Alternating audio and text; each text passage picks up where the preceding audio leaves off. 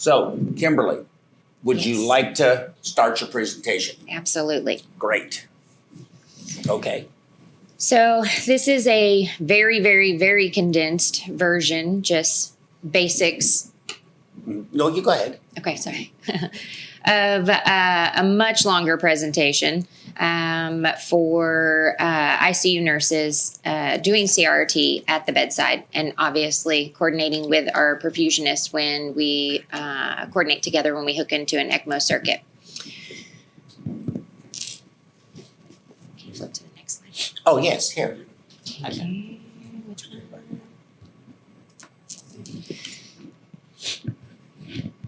CRRT is any extracorporeal blood purification therapy intended to substitute for impaired renal function over an extended period of time and applied for and aimed at being applied for 24 hours a day. Obviously, we don't make urine every other day in 4 to 6 hour increments. So for our profoundly hemodynamically unstable patients, this works phenomenal to achieve our goals of therapy.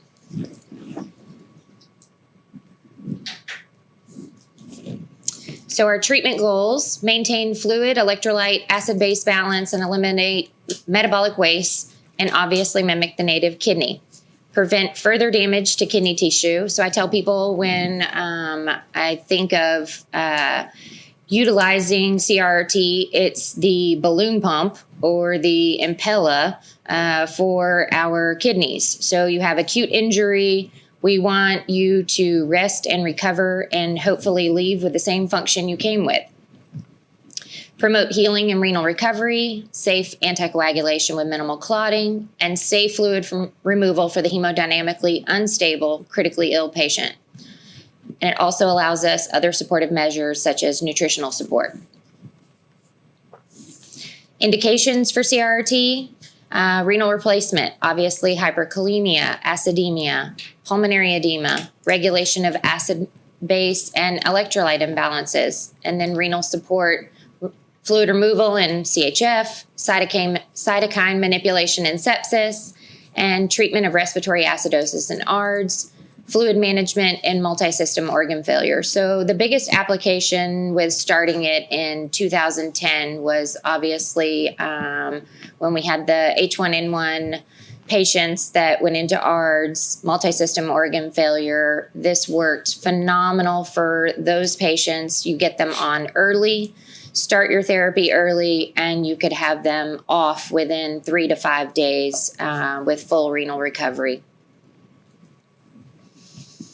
There's CRRT, there's different modes of therapy. So first one is SCUF, slow continuous ultrafiltration. Primary goal is volume removal, your heart failure patients. In my facility where I work, we rarely use this form of therapy. The most utilized one is CVVH. Although when I teach people to set it up, we use the Prisma. I have everybody set it up in HDF. So as we move through different therapy modes, we're not losing filters in between. So CVVH is Continuous Veno Venous Hemofiltration. Primary goal is to achieve small, medium, and large molecule clearance through convective and to remove patient fluid. CVVHD, so there's a D in it. So Continuous Veno Venous Hemodialysis. Primary goal is to achieve small molecule clearance through diffusive and remove patient fluid. And then HDF combines CVVH and CVVHD, Continuous Veno Venous Hemodiafiltration. Primary goal is to achieve small, medium, and large molecule clearance through convection and diffusion and remove patient fluid. Wanted to put a picture in there of the Hema Filter. Personally, at my facility, we use the M150 and the HF1400. Again, we use the PrismaFlex. There's Next Stage. There's, I think, B-Bron still out there on the market. No, they're gone. They're gone. They have a new machine, but it's in Europe, and Baxter has sued them, and so they're trying to launch it here in the United States, but they're being blocked. So initially when I first started, used Bebron, and then I went from that to Prisma. So I can't speak for any experience on the next stage because the majority of what I've used is the Prisma Flex. So very user-friendly machine. They actually probably involved nursing and some input in design. That's the one that we utilize at my facility. So diffusion, movement of solutes from an area of higher concentration to an area of lower concentration. Dialysis uses a semi-permeable membrane for selected diffusion. So I always tell people to think of making a cup of hot tea to remember it. Major factors affecting diffusion: concentration gradient of blood and dialysis, dialysate flow rate, molecular size, and a few slides here will show you the Daltons. Diffusion only clears small molecules and permeability of the membrane.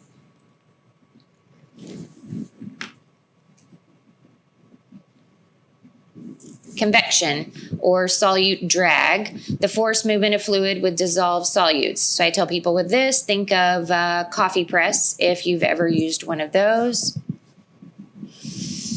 Major factors affecting convection: membrane permeability, molecular size again, degradation of filter membrane. This will decrease performance and life of filter, and replacement fluid flow rate.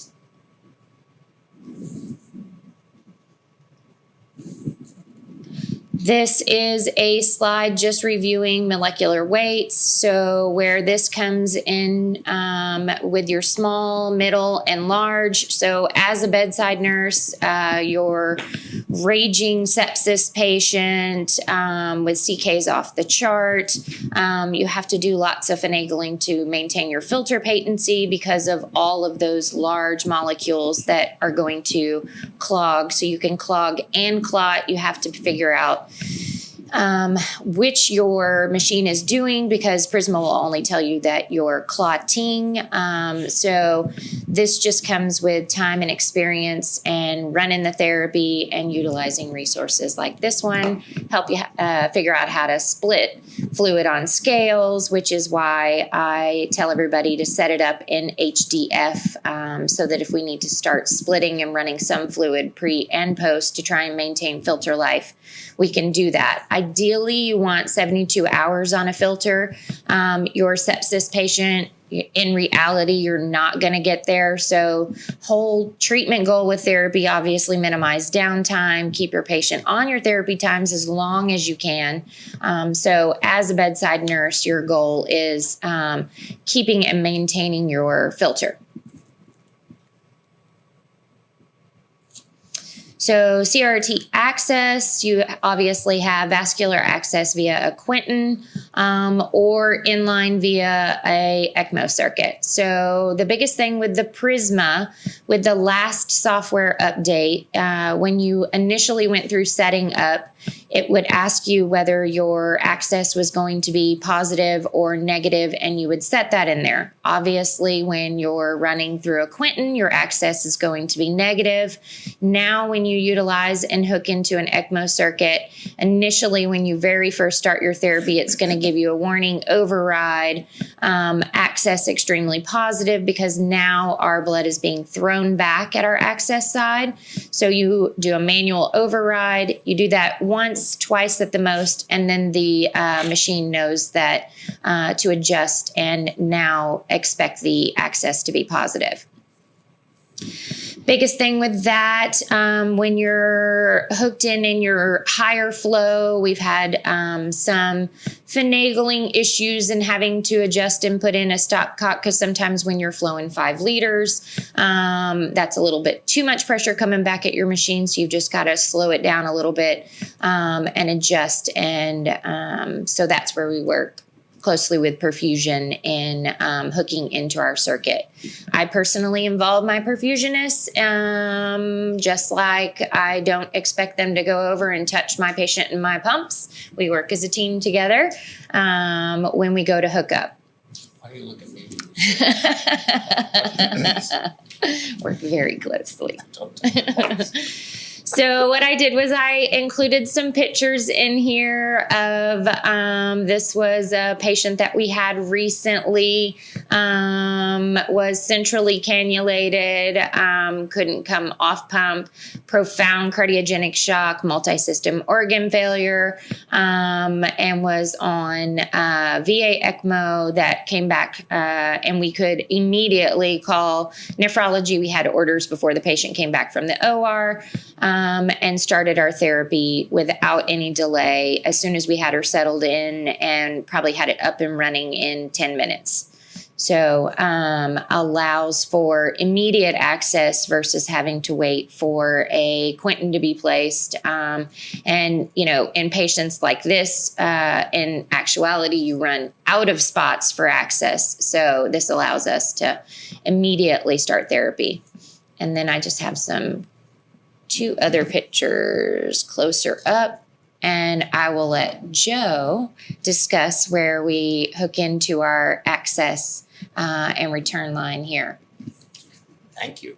I think you're doing a really good job with this so far, but so yeah, I don't know if, let's see, does the mouse work? Yeah, okay. So on the CRRT, what we do is we actually have the access. And as you know, oh, what happened? We take the access from the positive side, and then we take the return and put it on the venous access side. You see it here. So here's our access to the CRRT machine, and our return from the CRRT machine is on the negative side. So there, I've explained that. Now, the only other thing I could complain about is I wish y'all would have picked those lines up away from the floor at the bottom. They weren't touching the floor. Okay.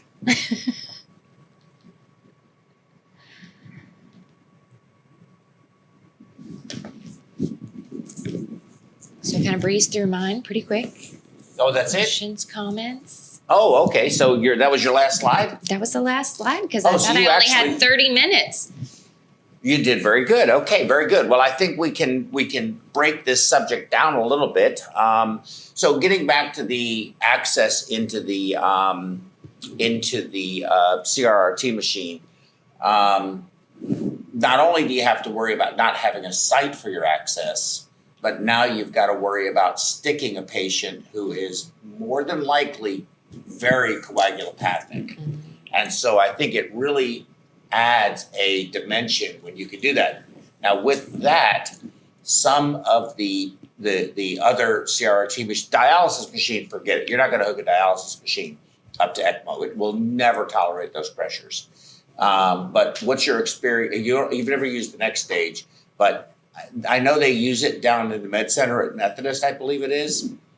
But they have to use stopcocks and turn them partially in order to be able to control the pressure so that it's not so high. And so they have to do a lot of monkeying with it. I don't think that's wise. You know, I don't think that's a good idea. And of course, but there's other reasons. But you know, I mean, do you know much about the next stage machine? Me personally, no. Mm-hmm. No. Okay, so well, I don't want to get into that, but let's talk about the uses of CRRT. I think a lot of people view it as only for patients that need dialysis. But you had a whole host of things. Dialysis, of course, is very good for a lot of things. You know, in the chronic kidney patient, it is the go-to and it's the right thing to use. But in the acute setting, when you have an acidemia, you have electrolyte derangements, you have multiple pressures and hemodynamic instability and gross fluid overload, you're anasarchic. Talk to us about the differences in treating a patient with CRRT versus treating a patient with dialysis that presents like that. So initially starting the CRRT program, we had some challenges at our facility with getting the docs to intervene and use it early. It was kind of thought of as a last ditch. It was very labor intensive, they thought. Administration is always worried about the acuity of the patient now becoming one-on-one and pulling a nurse off of a additional patient load. But what we've seen is utilizing it early, and you get those patients hemodynamically stable off in a much quicker fashion from our trauma patients that initially require massive amounts of volume resuscitation. And you can prevent things like bowel ischemia, because, I wish I had the slide that you had of the gross anasarca patient. I always tell everybody when the outside of your patient looks swollen and distended, that of course reflects directly on what all the organs on the inside look like. That is so unappreciated by so many people. Absolutely. The saying is anasarca is not simply a visually displeasing finding. Yes. What you see on the outside is what is on the inside. Correct. So patients that, obviously a very large population of patients that we've utilized the ECMO and CRRT in, your flu patients, your ARDS, who then, of course, deteriorate to multisystem organ failure, profound acidemia, we can correct them quickly with this versus emptying the pharmacy with 20 amps of bicarb and chasing your tail. And so we utilize it a lot in the CVICU for our patients, AKI, because they go into cardiogenic shock coming off.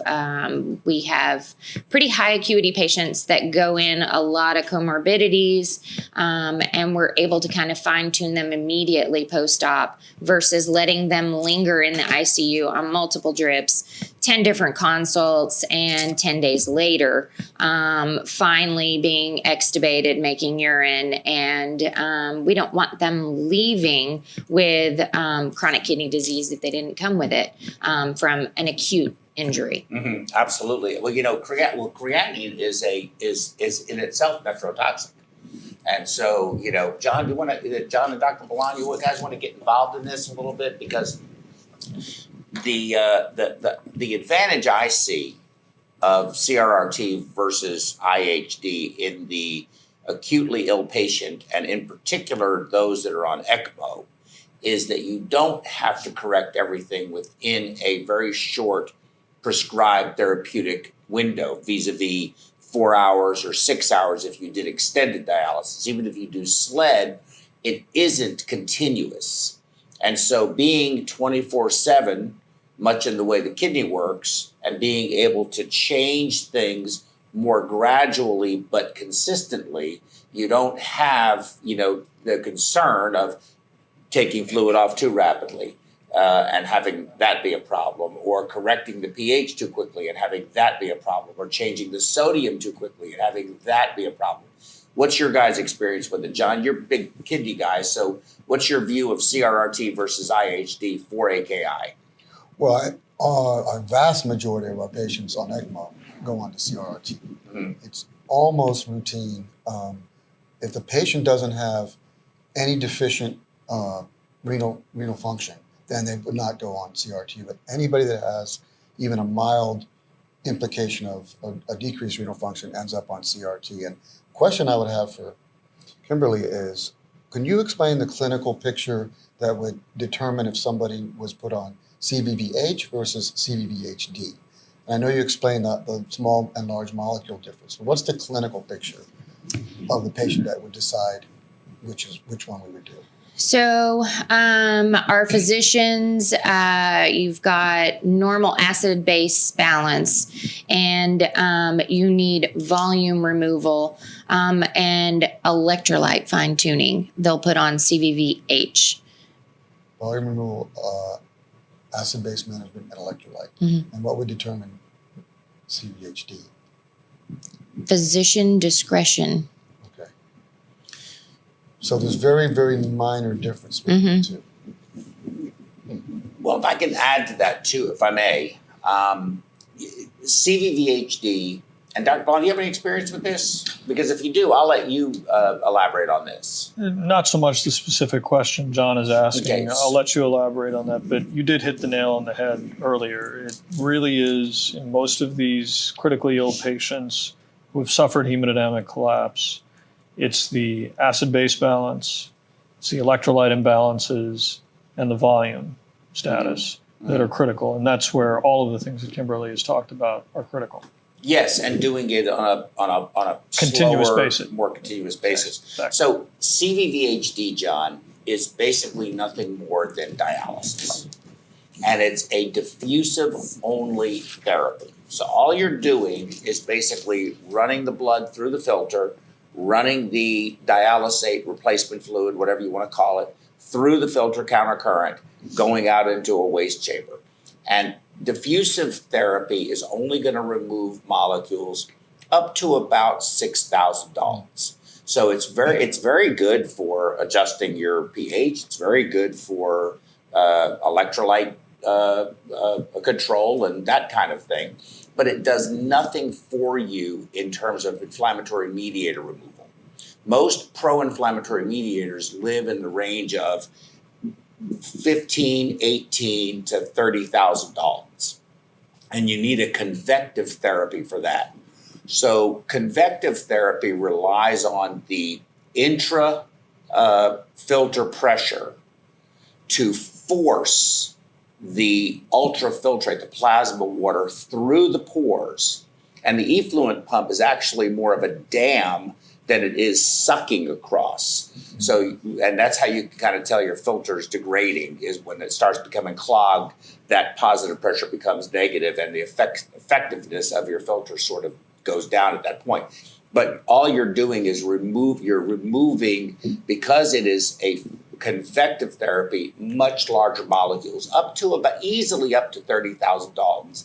After that, it starts to trail down a little bit, but the maximum you can take out is 50,000 Daltons, which is the pore size cutoff. So you won't remove plasma. If you have a patient that's in Frank-Ser's and they really require plasma adsorption therapy, well, now we're talking about a completely different game. There are some good studies being done right now that are using very, very, very high, ultra high, we call it effluent rate.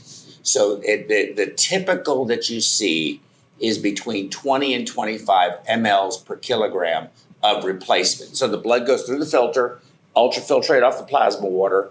Distal to the filter, you replace the fluid. That's post-filter replacement, and that gives you the greatest clearance. Pre-filter, you're pre-diluting it, so you don't get quite as good a clearance, but you help keep your filter open, especially in patients that you can't anticoagulate. But we're going to have a whole session on CRRT in 2 months. And we're going to bring you back because of that. Remember, that's the program you're coming back for. Don't forget that. We need you back here. So I've got something, this is something you can study on, but then come back and you can school us. But with that said, the molecular adsorption therapy, well, they're doing very high volume, 20 to 25 cc's per kilogram of replacement. They're doing 40 and 45, even up to 50 mLs per kilogram of replacement. That's a huge amount of plasma water replacement. But what they're seeing is they're pulling it out so hard, they're getting molecule sizes really bordering on 50,000 Daltons, and they're achieving a clearance of the pro-inflammatory mediators, and without molecular adsorption therapy, seeing good results. Now, you have a patient who has just completely, a gross inflammatory response. Nothing is going to help besides, a plasma adsorption, molecular reabsorption therapy. The question I would have is, have they ever tried using a larger pore size filter? With larger pore sizes. Yes, if you use, but then you're going to remove plasma. Once you 55,000 Daltons is albumin. So once you start removing plasma, then they have those. They have filter sizes that are much larger that remove plasma easily without removing the solid blood components, and that's for plasma adsorption therapy. Okay. Right. So those filters do exist. They just aren't used in this. CVVH is more specific for the removal of plasma water and the replacement and replacing it with plasma water that you want the plasma to look like. The other thing I was going to ask Kimberlee is I've worked as a traveler many different places doing ECMO. And I can tell you there's a place where I work where 100% of the time they go immediately to hooking up the CRT to the ECMO circuit. Trying to have patient access is not even attempted. The opposite is true at other places I work. They do everything they can to get patient access and only hook to the ECMO circuit if they cannot get any other access. And I was wondering what they do at your facility with regard to access and which you prefer. I prefer going directly in line to the ECMO circuit, not waiting for additional access. I know immediately, and we work very closely with our perfusionist, so I don't know at the other facilities, is it nurse run ECMO or is it perfusion run ECMO? Well, there's always a collaborative effort. Okay. But as far as who's deciding whether the access is direct or through the ECMO, that's coming from the CCM physician mostly, Okay. or the supervising surgeon. And in the facilities that go direct access, it's really a safety issue that they feel is overwhelming with the ECMO circuit because of the suck down issues that you have, air embolus sometimes that you have. And so I guess the experience at different facilities is probably dictating, Yeah. what their preferences are. Yeah. That's a very good point, as a matter of fact. We haven't had any issues so far at our It facility. doesn't mean we're not scared, Yeah. okay? We are scared. And that is you bring up a very good point. I wish I'm not giving that talk today, but I have a slide that shows the various different ECMO tools that can be used. And the tools that are on the market that you can buy off the shelf that have no ability to access the access of the negative side of the pump, in essence, the access from the patient, or introduce anything into it, just solid lines from out to in, are the ones that are advocated for use by the bedside nurse to watch the ECMO, like the CardioHelp, for example, or the what's the other one that they have? I think it's the Tandem Heart had one as well. The Centromag is another one. The ones that have access for drawing blood gases, for giving fluids, for rapid resuscitation, anything like that, it has to be, or the sort of the standard is a nurse ECMO specialist or ECMO specialist. I say nurse ECMO specialist, but ECMO specialist or perfusion. So that's the distinction there, and you're very, very correct in your concern. I'm concerned about it too. Every time we hook that thing up, I don't just turn that stopcock. I'm thinking about it, and thinking about it, and then thinking about it some more, and making absolutely sure, because I can't think of anything more horrible than to turn that stopcock while you have a patient who is ECMO dependent and hearing. That would be very unpleasant. At the very best. Dr. Balan? In terms of my preference is to go in line with the circuit as is yours. And primarily it's because I want to avoid another stick on a patient. On many of these patients, we've used almost all the access. There isn't much left. And most of them are in DIC, profoundly coagulopathic. Last thing you want to do is stick them again. So running through the circuit is oftentimes best. But as you point out, Joe, got to be very careful. Yes. Anytime you're accessing the circuit, that's an opportunity for error. Disaster, really, disaster. Correct. But another thing too is when you hook it into the circuit, John, one of the benefits, okay, so everything we do in medicine is a risk and a benefit. I mean, it's life in general, right? But in medicine, it's a little bit more perhaps thought about, is you have so much better flow. You can bump the blood flow rate to 400 cc's a minute. You're never going to do that through a Maherka or a Quinton. Correct. Your time for, when the patient's leg bends and the next thing you know, your access catheter kicked. Now you're off therapy until they get that fixed. Got to call somebody in to reintroduce a new line. There's several advantages in terms of providing a really good therapy for the patient, uninterrupted, at much higher blood flow rates, because more blood flow you have going through it, the more you're treating, regardless of what your effluent rate is. The more blood you can treat at any one time, the better off you are. And that's one of the big advantages of doing that, with the caveat that it comes with a greater level of risk. The other comment I would want to know is when you get ready to discontinue the CRT, or for whatever reason you're having to change a filter out, but you're going to be terminated, do you generally chase the blood in the filter back into the patient, or you just always disconnect and toss that blood away? So I always try and stay ahead of my alarms.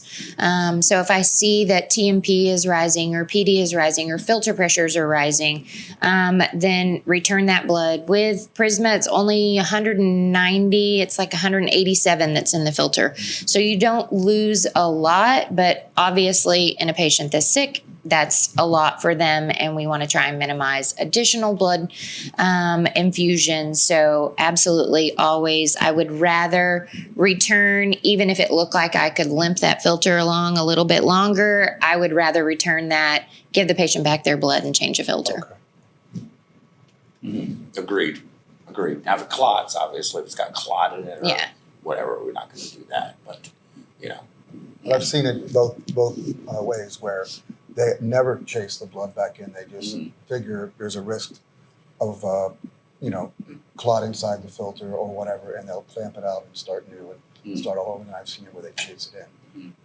So it's an I think interesting her idea, point, because even if it's only 187 cc's, that's not too far off of a unit of blood. Yeah. Unit of blood is 225. well, depending on the crit. Yeah. Right. But it's not the same crit, but it's still volume-wise. Sure. If you kept doing that every Right. 72 hours, that's the longest your filter's going to last, and maybe less. Sure. After a while, you'd be probably having to give patient blood after a while. There's no question about it. You only have to give them more, because you're probably giving it to them anyway, but you certainly have to give them more. I think the difference is experience. Experience matters. Experience matters in everything all of us do. But again, we're talking about medicine here, whether it's doing a high-risk PCI, doing an ECMO insertion, doing a TAVR, whether it be crashing a patient on cardiopulmonary bypass that has a ruptured type 1 dissection, whether it and dealing with that whole thing, or whether it's treating patients who are on multiple pressors, hemodynamically unstable with CRRT. Experience really matters. And what she said was, which is the take-home message I think for everybody,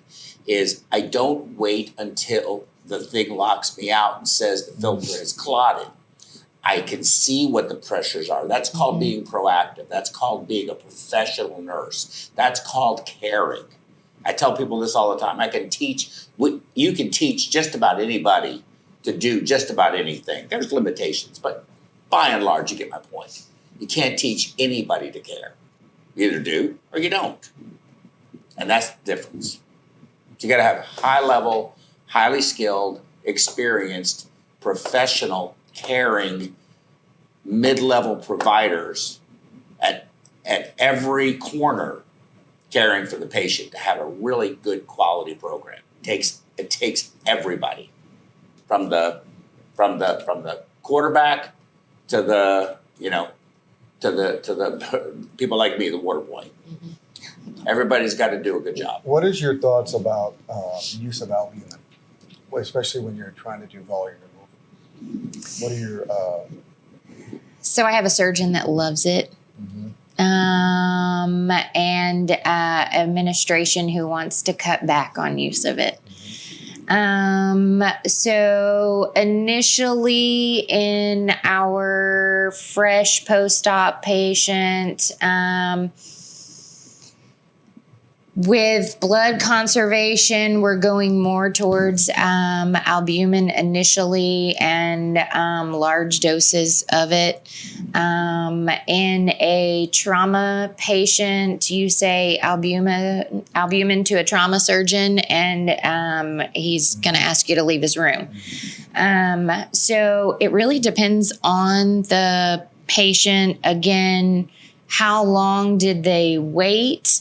to put them on? How sick are they? What did they look like beforehand? What about in the middle of a ECMO run, not trauma patient, cardiac or respiratory patient, who blood lab results are coming back showing a below normal albumin level and a below normal total protein level? Mhm. I've been on ECMOs where they still refuse to give albumin for days, even though the albumin level is below normal and the total protein is below normal. And the patient's blown up like a balloon. I would push for the albumin. That just makes no sense to me at all. I've seen Yeah. that before too, Mhm. and I've had people tell me that it is, it's of course, the Cochrane study. There's no There's no outcome long-term difference, which I think was a horrible study, horribly flawed. Yeah, this is something that needs to be more carefully examined. And the study that you're citing, Joe, is looking at long-term outcomes. When we're dealing with these very sick patients, it's not about the long run, it's about the short run. Correct. We're trying to get to the next hour, the next day. And yes, in the short run, the albumin does seem to make a difference. It's about oncotic pressure. You need to maintain oncotic pressure to keep things intravascular and to keep your connection from the patient's vasculature to the circuit running fully and appropriately. And if the albumin can help you maintain that intravascular oncotic pressure, you can keep your flows going and try to recover this patient. So yes, while there's no long-term data to support the use of albumin, in the short run, it certainly seems to make us feel better. And hopefully we can look at this better and look at short-term endpoints to try and prove that there is some value to using albumin.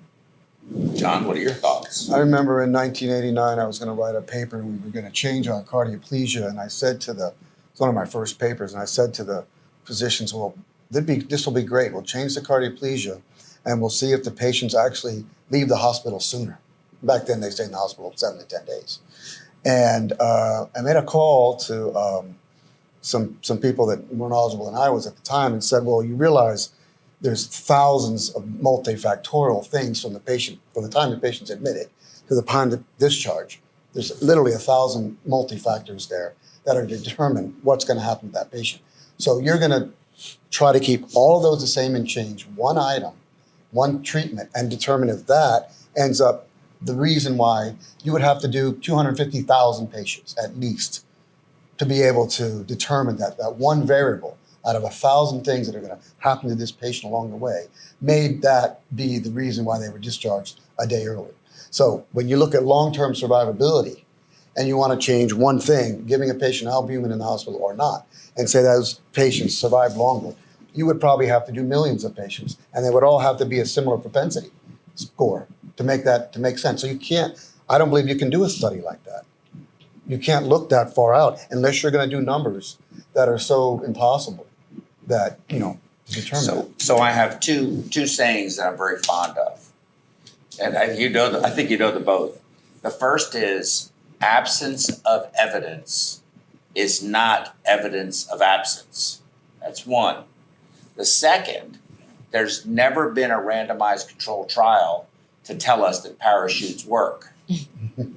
So, there is anecdotal evidence. This world we live in now of evidence-based medicine has created this environment of the battle of the publishers and which industry is supporting at what level those people that are prolific writers, good researchers, very smart people, but very good writers and publishers.